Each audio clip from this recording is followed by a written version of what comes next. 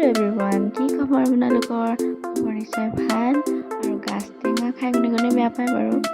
নিশ্চয় কমেন্ট কৰি জনাব মই আজি লৈছো গাছ টেঙা ৰেচিপি মই গাছ টেঙাখিনি কাটি লৈ গ্ৰাইণ্ডাৰত গ্ৰাইণ্ড কৰি লৈছো আপোনালোকে ৰুকনিটো পি ল'ব পাৰে তাৰ পিছত মই এটা চৰিয়াত পানীত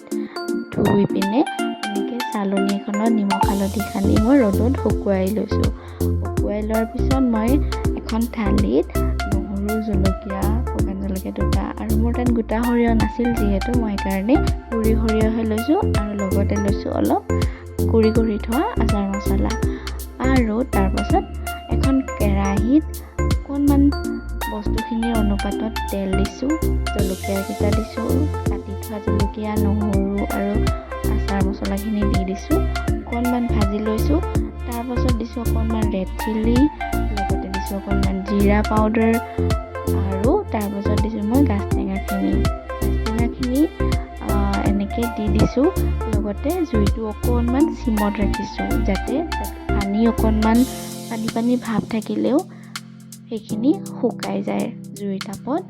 তাৰ পাছত আপোনালোকে অকণমান ভিনেগাৰ দি অকণমান লৰচৰ কৰি এয়া মোৰ ৰেডি হৈ গ'ল গাজৰ আচাৰ।